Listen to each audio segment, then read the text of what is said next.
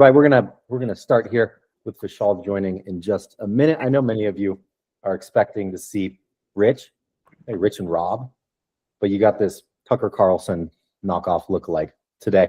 I'm Robbie Chrisman. Welcome to The Big Picture. We're very excited to have Vishal Garg from Better on today, and he's sitting down right now. Vishal, how you doing, man?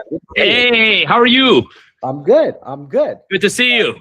Yeah, good to see you too. I think the last time we spoke was in Philadelphia. Yes. At NBA annual. So always a pleasure seeing you. I know you're running around here. Normally we kick off the show with a little banter. And I think Rich is a big sports guy normally. Nice. And so I wanted to ask you, what sports did you either play growing up, or what are your favorite sports to watch now? Well, I love football. Like American football? Yeah, American football. Okay. Grew up watching it, like watching it today.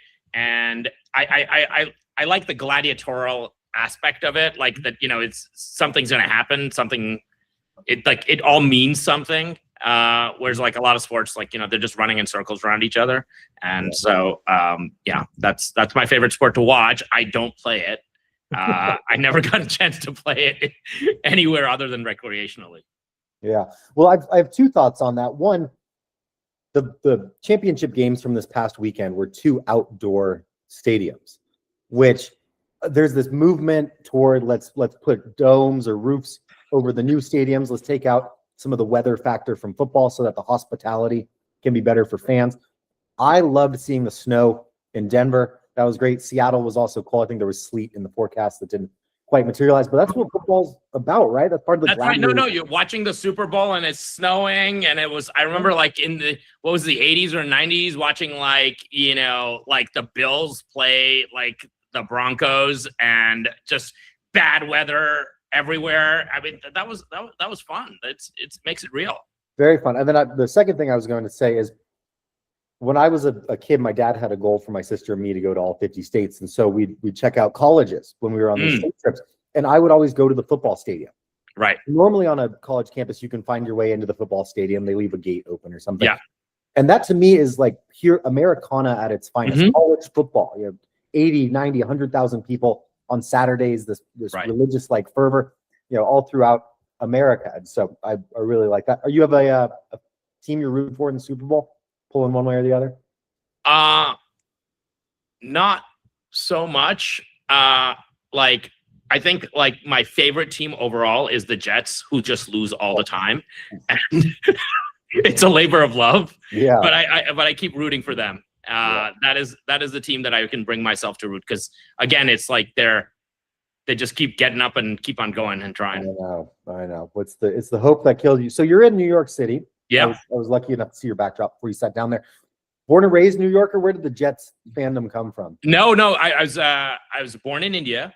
I came here when I was 8. Grew up in Queens, and I think we're supposed to, like, as New York City people, really be into the Giants. But I think I was a contrarian. Like the New Jersey people are more into the Jets, okay. And but like I just. I liked their ethos. Yeah. Well, growing up in Queens must have been very interesting, because and I might butcher the stat here, but there are more languages spoken per capita in Queens than anywhere else in the world. Yes. I think there's something like 200 plus dialects within every square mile of. What was that like, that melting pot? And not to be too cliche here, but how do you feel like that upbringing kind of helped shape who you are today? Well, I think one, I went to high school in the city, and I would take the train from Queens every day for an hour. And this is before iPhones. And so people actually just looked at each other, and sometimes they would talk to each other. And it was really cool to be able to see people, trying to talk to each other in these different languages, or just communicate, or just talk. And I think that was cool. And then I went to this melting pot of a high school where I think there were 100 languages spoken in my high school. Oh, wow. And that was amazing. To see people all communicating really well in a language that was not their first language. And some of those people had just come to this country 1 year, 2 years, 3 years ago. And it was amazing to just see people just, adopt English, adopt America as their homeland, and then start thriving in it. Yeah. And how do you feel like to this day that experience still kind of has had an impact on you, or shapes you, or helps you with dealings in your day-to-day life? Well, I every day, I think, working at Better and working in the mortgage business, we get to make the American dream happen for a bunch of American families that are hardworking, that are getting on the path to homeownership, that are refinancing and saving more money, getting a cash out refi, getting a home equity loan to use their home to help empower the rest of their lives. And honestly, there's like lots of ways to make money. I used to work on Wall Street before, but very few of them where you actually get to help make the American dream happen. And I think that's what I bring to that same ethos of watching people embrace the American dream, embrace the opportunity that this country provides, embrace democracy. I mean, because I grew up in, the 90s, and you had people coming from all around the world where they were getting rid of socialism and then, becoming democracies, coming to this country to live the American dream, to embrace capitalism. I think those things, are real. And I think, honestly, it becomes more and more important in today's society, because we have this very fragmented, polarized society in America today. And I think a lot of that is because the American dream isn't accessible for everyone. And so if it's not accessible for everyone, or that people think that they're not going to be part of it, then they're like, screw it, I want out, and they don't know that socialism doesn't work, but it sounds like a good deal if they don't think that, capitalism can work for them. And I think that's what we get to do every day in the mortgage business and at Better, is to show people how to make their money work better for them. Yes, the American dream is not to live in a BlackRock-owned apartment that you rent there. I should ask, since you're in New York, you Queens, socialism, what has it been like since Mayor Mamdani took over? Any just kind of in the air, the attitude, any of that stuff? Because maybe tangibly there's not. Okay, so look, I've been told by my chairman that I should not speak about politics. Okay. And particularly New York City politics, even though I really, really want to. Right. Okay. So here's what I'm going to say. I'm going to say that those of us who came from socialist countries, like what India was for 50 years after we got to be a functioning democracy in 1947, know that the only thing that socialists do is talk a good game, be corrupt as hell, not get anything done, and live in palaces while the poor people who voted for them starve. And that is the case in every socialist country that has ever happened. And I think my only hope in New York City is that this all plays out exactly how socialism has played out in every other country that it's been adopted. And the people who voted this guy in get a taste of what it's like for the next 4 years. And then it's like, I don't know, it's like something that they then remember for the rest of their lives. Yeah. Oh, I'm being told we should get back to mortgages. Yeah. So I will say, though, I grew up in the Bay Area in San Francisco, and San Francisco is a good example of over government and governmental bureaucracy and all. And the statistic that I always go back to is they wanted to put trash cans in on street corners in San Francisco. Mm-hmm. And all these groups got involved. They said you need to do environmental impact studies. You need to do ergonomic studies on the trash. All this stuff. And it ended up costing the city of San Francisco, I believe, $3,000 per trash can on the end of the day because of all this. So, anyways, there's drawbacks. I do want to focus on Better, though, since we're more than 10 minutes into this conversation. Would your parents have said, looking at you now, at what age did they know that you were probably going to be an entrepreneur, a leader, tech focus? Like, would fourth grade you, they would have said, yeah, that all makes sense that he's now the CEO of Better? I think in fourth grade, they thought I was going to be a scientist. Right. And I think by sixth grade, they knew that I was going to, Jesus Christ. Sorry. By sixth grade, let me just put these notifications off. No worries. Sorry about that.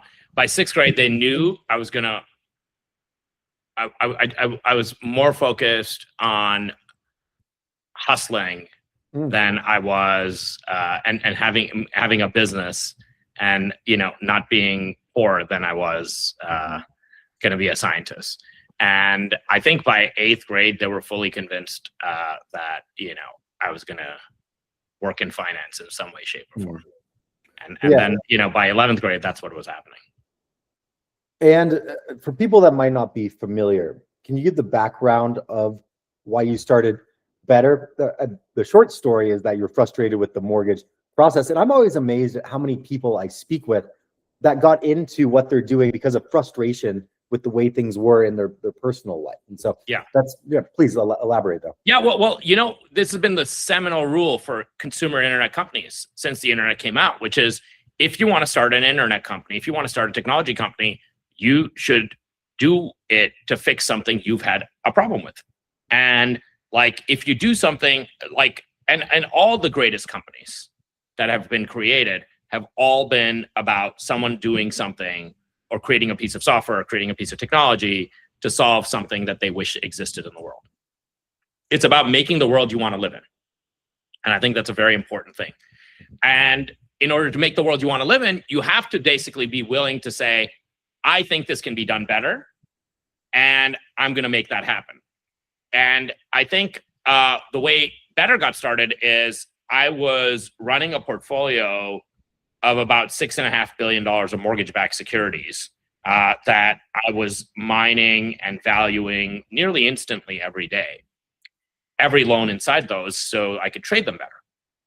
And I went to go get a mortgage pre-approval, and the process was super long, right? I went to like this local, this very large bank, and they told me it was going to take 3 weeks to get a pre-approval. And I was like, wait, you're just running my credit, checking my credit score against a grid, running my income. My wife actually even works at the bank, so you know that the income is true, right? And then doing an AVM on the property and seeing if it hits your grid. And I was like, why does that take 3 weeks? And since I knew where the data was coming from, I could only imagine that it was a bunch of bureaucracy and people checking what somebody did, and then another person checking what they did, and then dotting the I's and crossing the T's on a bunch of disclosures, and they all probably had to be manually created. And since it was a bank, they were probably using Windows 95, and they were doing a mail merge in in Word 1995, and that was probably what was going on. And I was like, this makes no sense. The machines should just talk to the machines, and this should be able to be doable in 3 minutes or less. And that's what the goal was. The original idea at Better was, hey, you're inside a house you want to buy. You take a picture. It geolocates you. It takes all your info. You thumbprint permission. This is like the old iPhones when you had the thumbprint permission. And it gives you a pre-approval. You let it give it something else, and then it gives you a commitment letter, and all of it's done. And if you could do that, you would make real estate a lot more liquid. You'd allow people to buy or sell a house a lot easier. And that would be good. It would bring down the cost of housing. It would bring down the cost of mortgage. It would bring down the cost of financing, and it would make homes cheaper, faster, easier. It sounds like you learned something that I learned early on in my career at SoFi in the early 2010s, and that is, for all these great ideas to change the mortgage process or the mortgage industry, it gets bogged down in the pre-existing workflows, regulation, compliance, all these different hurdles or barriers or obstacles. And so how did you navigate those? Because obviously better.com now is not take a photo inside of a house. So can you explain how it kind of got to where we are today? Well, first I said, I don't want to start from scratch. So I took over an existing mortgage company that was basically just doing Fannie Mae mortgages for engineers in the Bay Area. So like effectively super prime mortgages, because this is 2014, the credit crisis was still there. There was like putback still there. There was all this stuff. The second cool thing was that company had already been profitable through the credit crisis because they'd only done super prime mortgages for 4 years. So that qualified us to be able to go to Fannie Mae and be an authorized seller servicer.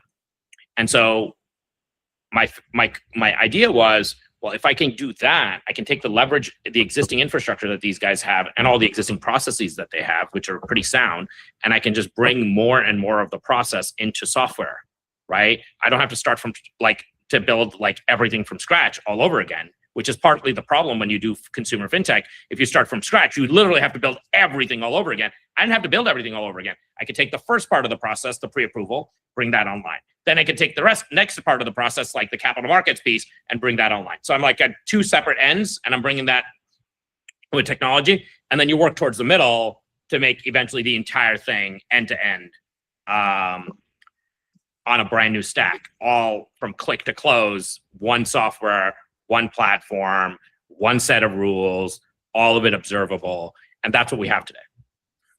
And I was going to ask what better means in 2026, because the definition has probably evolved over the last decade. And if originally it was, we want to bring things online, is it now, well, we want to bring the asset on the blockchain?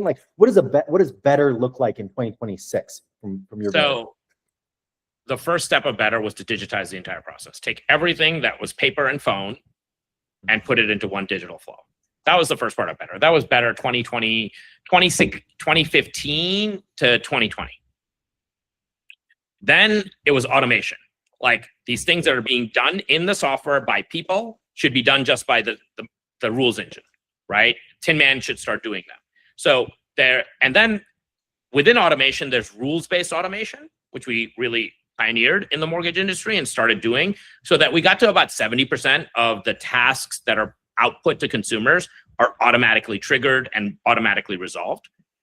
To then AI-driven automation, which is things that are judgmental done by humans start to be done by the AI. Mm-hmm. Things where there's a decision that needs to be made, imperfect information, imperfect data. The AI makes the same mental leap that the human does. And what was unique about better was the ability, because we were having all the people in the entire process doing every task inside our machine, was that we had the learning data to train the AI. So we had the learning data to say, okay, here's this one thing that human underwriters have to make a judgment call on 100 times. On 100 times, this is the way that they made these judgment calls. These are the decisions they made. This is what they asked for extra. This is the cases where they didn't ask for anything extra, and so on and so forth. So the AI has that pattern recognition, and then has learned that, and then can go and apply that on a repeatable basis. Where better is today is, and then the second thing that we did was we moved from pure direct to consumer to now being a platform that the rest of the mortgage industry can adopt. Mm-hmm. So this year, I would say 70% of revenue is going to come not from better.com, but from how we're empowering existing fintechs and mortgage lenders to build AI into their process and to move on to the Tin Man platform. And I think that's the two big differences. One, we've gone from being a digital mortgage company to being an AI native mortgage company. And then two, we've gone from being a D2C disruptor to being the AI platform of choice for people who want to adopt AI in their stack. Seems like people are probably just, the vast majority of people in the mortgage industry are just now wrapping their heads around what cloud native means. When you say AI native, what does it mean to be AI native? Every task is first given to the AI to do.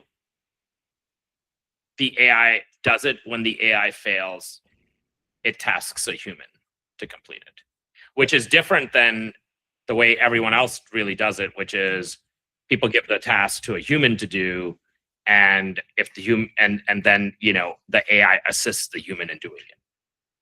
And so I would venture to say what you described is not human in the loop. It's almost it's like a separate loop for a human if the AI can't do it. And it's human as an exception. Human as an exception. That's a good way of putting it, because there's this kind of schism in the mortgage industry right now. Do we have a human in the loop? Do we make it agentic and let it do its own thing? What are obviously your thoughts are humans only when necessary. And so is your goal to minimize the human interaction throughout alone? Because and we're getting at a lot of different concepts here. Everyone's trying to remove friction from the process. And so if I'm hearing you correctly, it's saying we are removing friction by only having humans there if necessary, correct? Yeah, so human is an exception for everything that is doable by machines. Then there's the part that's not doable by machines, that's just empathy, understanding, psychological hand-holding, problem understanding. And I think there, like, we have now about 40% of revenue comes from the retail loan officers that are built their business on our platform.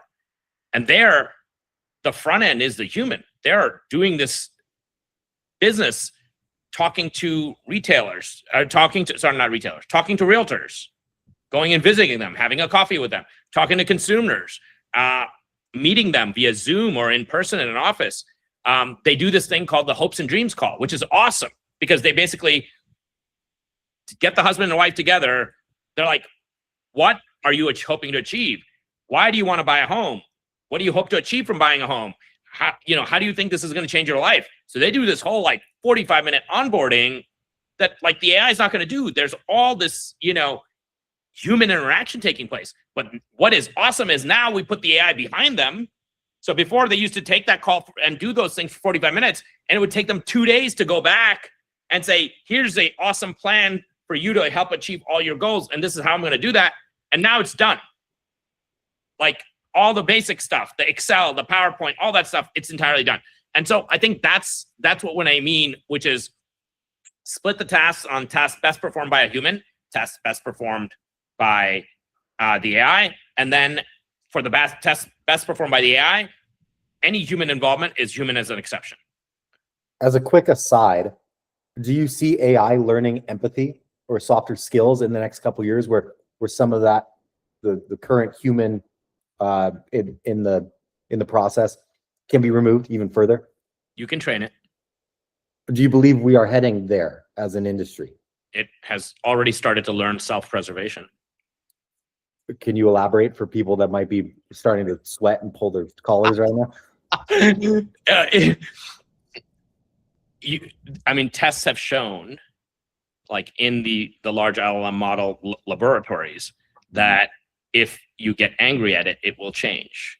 If you threaten it with I'm going to move to another model instead of you, it will start changing answers to make you happier.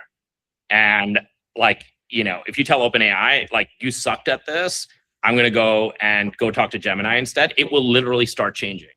And so I would say it's more like a child right now, but we are going to a place and there's no stopping it. Yeah. The genie's out of the bottle. The genie came out of the bottle in 2022 and it's not going back in. Where does that lead? I was chuckling when you said that because there's a tweet or a meme or something that I saw. It was basically ChatGPT right now is telling the worst person you know what, you're absolutely right, when they're that sort of thing. And so that's where I think, where does this go? And I don't want to ask timelines because it seems like things are moving so rapidly, but where does this ultimately lead now that it's learned self-preservation? And I guess I haven't fully learned it, but it's learning it. It's learning it. I'm just saying. Do you have? It will change itself based on that. Do you have trepidation toward what that is going to ultimately mean for how AI evolves? Do I have trepidation for how humans evolve? We still kill each other a lot. Yeah. Right? It's 4,000, 5,000 years later. Yeah. We've had world wars, we've had all this stuff, and we still do lots of bad things to each other. So I think the best way to think of AI is if we are careful with it, it represents the best of us. And it can be the best of us. It doesn't get tired. It can take and learn from the best of us and democratize the best of us for all of us. And I think that's incredible because that will improve people's cost of living. It will improve people's lives. If you ask American consumers today, the past 5 years, what's their biggest pain point? They're not going to tell you it's AI. They're not going to tell you that. They think it's inflation. Everything costs way more today than it did 5 years ago. That's what they'll say. And the only great deflationary force in the world is technology. Technology fundamentally makes everything cheaper. Globalization made everything cheaper from like 1978 when China opened up to about like 2020 when the pandemic shut everything down. What is the next big global deflationary driver? And that is going to be AI and robotics. And quite frankly, like, people want to live a better life today. And that's what AI is going to enable them to do. But just to get back into socialism here, don't you think there's going to be a massive redistribution of wealth as a result of this? All the human capital that can be done with AI is going to go to the AI companies, right? No. No? No. I mean, did all the gains from the internet go to like the people providing bandwidth? No. I mean, some of it went to Google and all that, but like, look at like, you know, I was gonna say Bezos is doing pretty well. So I mean, more of that kind of, you know, billion. I don't know. I don't want to. I think if you think about the quality of life improvement that you and I have had from 1995 to 2025, 30 years, right? And the fact that, you know, how many people in the world today have a mobile phone? Like, I think 4 or 5 billion, right? Like 4 or 5 billion. What's the cost of a phone call? I used to call India. It cost me $1.25 a minute. Now it's like free. Yeah. I can FaceTime with my parents in India, like instantly for free. I mean, there's just like this like, and so what if Bezos got a little wealthier? Right? Yeah, I'm sure there was a guy who owned Sears who was really wealthy and now he's not, right? Like, you know, it's a bunch of rich people got richer and then they made a bunch of other rich people poorer. Like, what do we care about that? That's not the, like, that's the American dream. Well, let's focus on the, like, what it did for us. Like, the past 30 years, it has taken 5 billion people who around the world before were economically irrelevant and made them relevant. Yeah. So I want to shift this back to mortgage a little bit. And I thought that was very insightful, certainly. What I'm going to, there's two different questions I'm going to ask you. One is what a mortgage looks like in 10 years, and the other one is what do people want now? And let's start now, and then we can move to later. What does a modern consumer actually want? And I was speaking with a CEO of a different tech company last week, and he said, look, we can create the greatest tech out there, but it's actually about the intersection of where people are interacting with the tech. How do people interact with the tech? And so there's this thought of, well, yeah, I should be able to underwrite somebody for a mortgage in a day. Does a consumer want that? Are they ready for that? Is that like what do consumers actually want when it comes to a mortgage in 2026? I think they don't know what they want in 2026. I think different people want different things. I think some people want someone to come to their house and do it all for them. What people really want, I think, what the average American wants, is they want the private bank experience like made for them. So they want a 4 seasons experience at a 4 points price. And I think that's what people really want. They want to be respected.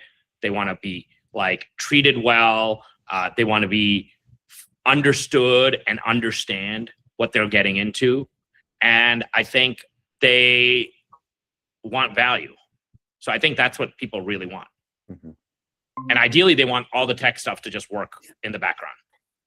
Like they expect it to work in the background. Like DoorDash works in the background. Nobody cares how DoorDash actually works, right? They just know that they go blah, blah, blah. And like 18 minutes later, the food is here. My burrito has a personal delivery driver. I love it. Yeah. That's right. No, and like it's done, right? And I think that's what they want. So I don't think they care how it works on the back end, which is, I think, one of the things that we get wrong in the mortgage industry. It's like, it's a digital mortgage. It's a retail mortgage. It's a broker channel mortgage. It's a D2C mortgage. It's an AI mortgage. No one cares. The consumer does not give a shit at all what kind of mortgage it is. They don't care if it's a Fannie Mae, Freddie Mac, FHA, VA. They don't care. It's non-QM. Those are only mortgage industry terms. The consumer does not care at all. At all. The consumer, when they are getting it, cares about 2 numbers. How much am I putting down? And what's my monthly payment? That's it. And then a month afterwards, they don't even remember those things either. Right? Because it's like 99% plus ACH auto pay. So I don't remember that. Yeah. They just, then after that, they're focused on the next thing that they want. Right? And the only time that we in the mortgage industry help them to rethink about it is maybe when we market them a home equity loan and that say, hey, you can take your home equity down and use it to pay off your debts or buy a pool or do whatever.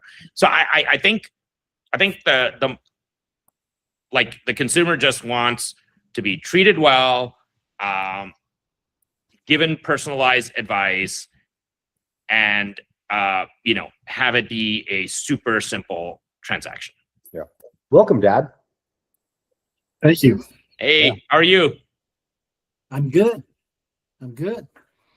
Sorry I'm late. Yeah.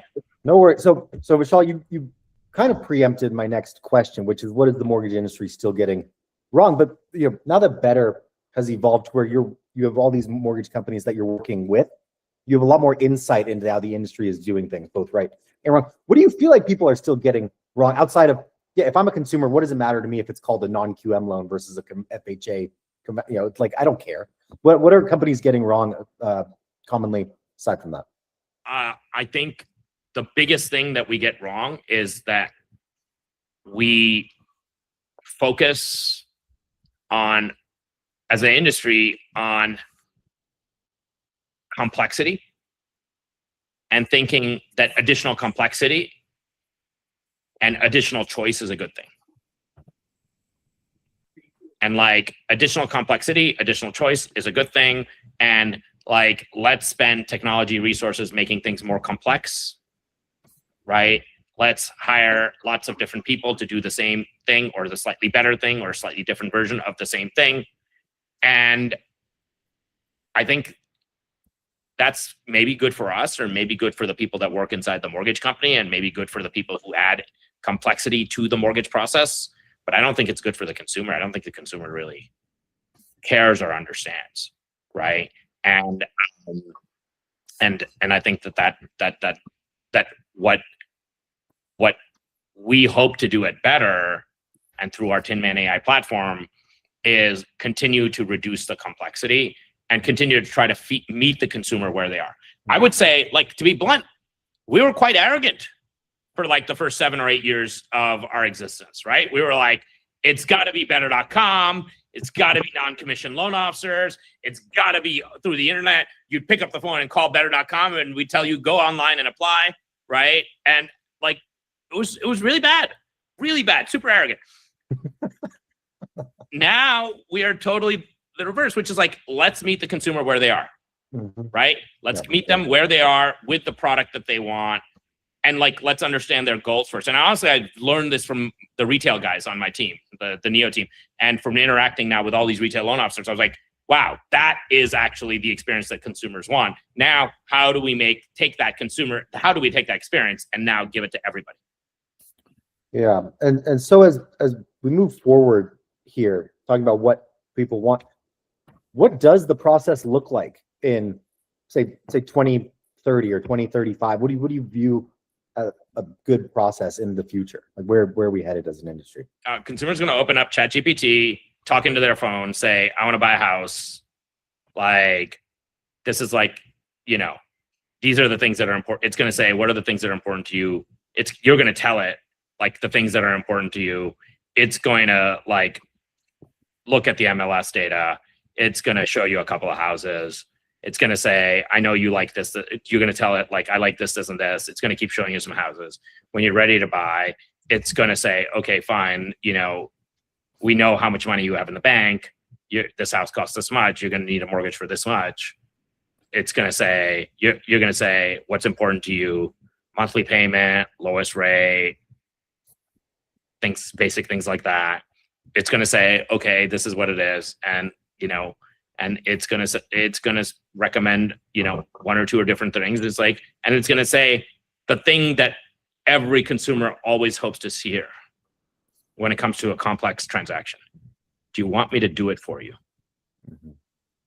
Yeah. And then it will just do it for you. And if you're confused, it will help explain it to you. If you're further confused, it'll say, do you want me to send a person to your house to explain it to you? And then it'll find the person and locally and send them to your house to explain it to you. And then that person might also be the person notarizing, or there may not be a need for a notary, and you'll do it, and then it'll just pay the monthly bill month on month. I just don't think 99% of the stuff that exists today in my own tech stack, my website, my call center, my branches, my everything is not going to exist in 10 more years. Can you plan for that? Can you possibly plan for that? I think you should know it. You can go like this and be blind and be like the three monkeys, right? And you can pretend, but that's not what it's going to be. Yeah. I think the impact and the depth of personalization that these LLMs are able to do for you and for consumers is fundamentally underestimated.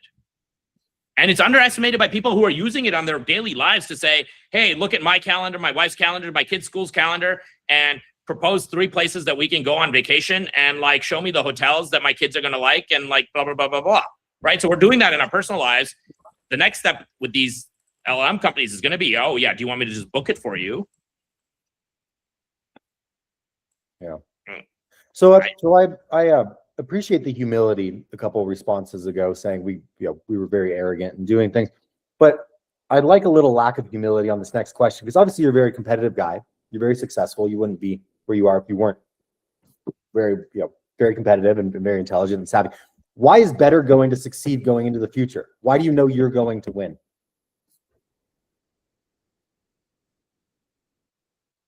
I don't know whether I'm going to win or Better's going to win. I think we're going to win because we try not to make the same mistake twice. And so now we're all in on meeting the customer where they are, or through whomever they want to transact with. And now we have a multitude of customers. Before, we just had the customer that wanted to transact D2C. Now we have the full scope of customers. We have retirees who want to transact in person. We have, millennials who say they want to transact digitally, but actually want to transact in person. We have the Gen Zers, who are just getting on the ladder and, want to do everything through the AI. And I think we now have access to multitudes of customers. And 2, Better winning today doesn't mean the rest of the mortgage industry losing. Better winning today means the rest of the mortgage industry that is, using Better also wins. Mm-hmm. And so I think we expand our chances at winning by having friends rather than by being alone. And I think that's also increases our chances of winning. And then lastly, we are willing to, the thing that Better has always been willing to do is self-disrupt. And so I think that increases our chances of winning too. Mature and astute observations, certainly. And I wanted to ask you about leadership. You just hit on a point though, playing nice in the sandbox. If I win, you win, we win is great. What have you learned about leadership over your years at Better? It doesn't have to necessarily be what would I tell my younger self, but in terms of what you learned about people over time and leading them and those sorts of things. So the problem with startups is when you get the first 50 or 100 people that the startup is, it's a self-reinforcement loop. Those first 10, 15, 20, 50 people, 100 people, they join because they want the same thing as you do. They're willing to take risks. They're gain maximizing, not loss minimizing. Then as you go from 100 people to 1,000 people, you start to get a bunch of different types of people. You get human nature is not filled with gain maximizing people, because obviously that's not the case. A lot of people are, have other things that they want to accomplish in their lives. They have other priorities. And so I think one of the ways that I think I've grown as a leader is trying to understand what is motivating people to do whatever it is, and then trying to not impose my values on those people, and understanding and meeting them again where they are, right? And I think a lot of the things that I messed up from 2016 to 2021 and that crazy growth phase I had was driven by the idea that everybody wanted exactly the same thing, right? And I think that was helpful in the beginning because it helped us break through a whole bunch of walls. We had about 100, 200, 300 very, very motivated people who broke through everything that needed to get done and really changed the industry. And but as it grew from 300 people to 10,000 people, that using that same lens was wrong. And now we're at like 1,500 people. I'm just much more open-minded about the idea that everyone has a role to play in helping Better become successful, but they may not have the same goals. And like ultimately, like how do you take advantage of everyone's skills despite them having different goals? Dad, I know you don't know what Vishal and I talked about for the first 30 minutes, but would you like to get last word here on this? Ask him anything.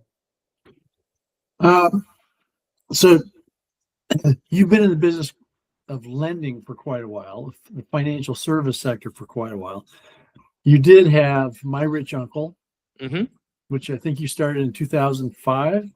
No, 1998. 1998, and then that got hit by the financial, by the Great Recession or whatever you want to call it. Looking back at what happened there versus where you are now, what changes have you made in terms of your long-term outlook so that what happened with My Rich Uncle doesn't happen with Better? That's a great question. So what happened with My Rich Uncle, there was a couple things. One, we were long our own loans. So we were a traditional fintech lender. And 99% of fintechs are like this, right? It was they make the loans and then they hold them on balance sheet and then they securitize them. I think one of the things that we did not fully appreciate was when you're doing that, you're long liquidity. And when liquidity dried up, it wasn't the credit performance of the loans that messed it up.